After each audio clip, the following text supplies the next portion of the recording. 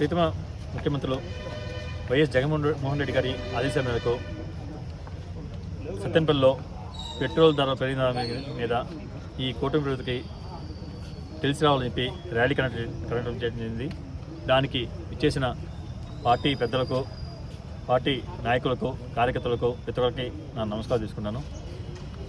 మీరు చూస్తుంటే మొన్న 2 రోజుల క్రితం 3 రూపాయలు పెట్రోల్ మీద, డీజిల్ మీద పెంచడం జరిగింది.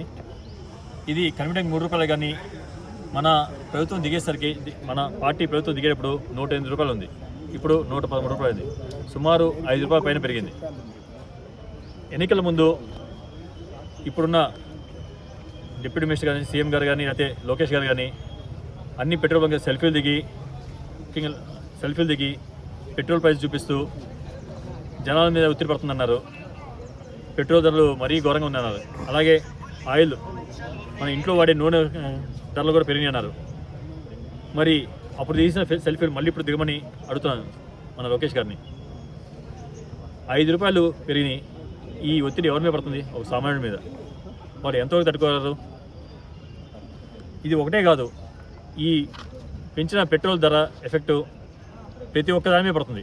ట్రాన్స్పోర్ట్ మీద పడుతుంది, ప్రతి ఒక్క మనం తినే కూరగాయల మీద కానీ, ప్రతి ఒక్క వస్తువు మీద ఆ రేటు ఎఫెక్ట్ పడుతుంది. అన్ని రేట్లు పెరుగుతాయి. ఇది సామాన్యుడికి చాలా బరువు అయిన పని. వాళ్ళ మీద ఒక కొత్తబండ వేసినట్టే. వాళ్ళు ఇచ్చిన మాటలేంటి, వాళ్ళు చేసే పనులేంటి?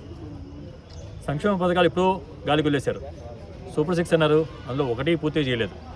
నాకు తెలిసి చేయలేరు కూడా. పెట్రోల్ ధరలు మేము గవర్నమెంట్ ఫామ్ చేయగానే, మేము గెలవగానే అవన్నీ తగ్గిస్తామన్నారు. అది లేదు. ఆల్మోస్ట్ మన రాష్ట్రంలోనే, మన దేశం మొత్తం మీద పెట్రోల్ ధర ఎక్కువ, 113 రూపాయలు. మొన్న గెలిచిన విజయ్ గారు గెలిచిన తమిళనాడులో 103 రూపాయలు, 10 రూపాయలు వ్యత్యాసం ఉంది. ఏంటి ఆ వ్యత్యాసం? ఎందుకు వస్తుంది? వ్యాట్ 31%, దానిపైన 4 రూపాయలు ఎక్స్ట్రా, దానిపైన రోడ్ డెవలప్మెంట్ ట్యాక్స్ కింద మళ్ళీ రూపాయలు వేస్తున్నారు. ఇవన్నీ తగ్గించచ్చు ఇప్పుడు. వాళ్ళు ఇచ్చిన మాటలు అయ్యే కదా. గజనీలాగా ఇచ్చిన మాటని మర్చిపోతారు. మళ్ళీ సరామవరే వాళ్ళ పని వాళ్ళు చేసుకుంటూ పోతారు, అన్నీ పెంచుకుంటూ పోతారు. సంపద సృష్టిస్తామని చెప్పారు, విజనరీ చెప్పారు. ఇదే కదా వాళ్ళ విజనరీ. సంపద సృష్టించడం అంటే సంపద చూపిస్తున్నారు. అది జనాల బ్యాంకుల్లోంచి, సామాన్యుడు బ్యాంక్ అకౌంట్లోంచి తీసిన సంపద అది. అదిగా వాళ్ళు చూపించే డబ్బు. దీని ద్వారా నడుపుతున్నారు వాటిని. ఇంకో చూస్తే మద్యం, అది విచ్చలవిడిగా జరుగుతుంది. మొన్న కోనపూడిలో 2 వ్యక్తులు మరణించారు. అది కల్తీ మందని, కల్తీ బెల్ట్ షాపులో పొద్దున్నే 10ంటికి బెల్ట్ షాపులో కొని తాగి మరణించారు. దాని మీద యాక్చువల్గా పోలీస్ కంప్లైంట్ ఇవ్వడం జరిగింది. పోస్ట్ మార్టంకి పంపించారు. ఆ రిపోర్ట్ కోసం వెయిట్ చేస్తున్నాం. అట్లానే ప్రతి ఊళ్ళో ఎన్ని బెల్ట్ షాపులు పెరిగినాయి. ఇది ప్రజల ఆరోగ్యాన్ని ఎంత దెబ్బతీస్తుంది. మన సత్యంపల్లి చూసుకుంటే పేకాడ కప్పులు, అది మరి విచ్చలుడిగా జరుగుతుంది. అది ఎమ్మెల్యే గారికి తెలిసి అవుతుందో, ఈ కూటమి ప్రభుత్వకి తెలుసో లేదో తెలియదు. మరి వాటి సంగతి ఏం చేస్తున్నారు? ఇవన్నీ ఇంత విచ్చలుడిగా జరుగుతుందంటే ప్రభుత్వం తెలిసి జరుగుతుంటేగా. ఇది వాళ్ళ కనుచూపులో జరుగుతుంటేగా. వాటిని పట్టించుకోరా? వాటి మీద యాక్షన్ తీసుకోరా?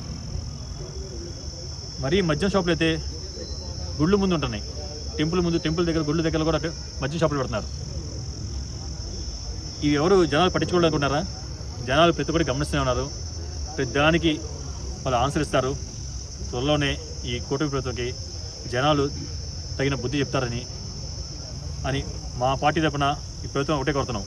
తక్షణమే ఇప్పుడు పెంచిన రేటు తగ్గించి, ఇప్పుడున్న బరువుని ఒక మధ్యతరగతి కుటుంబానికి, ఒక సామాన్యుడికి వారి మీద వేసిన బరువుని తగ్గించమని కోరుకుంటూ సెలవు తీసుకున్నాను. Thank you. జై జగన్.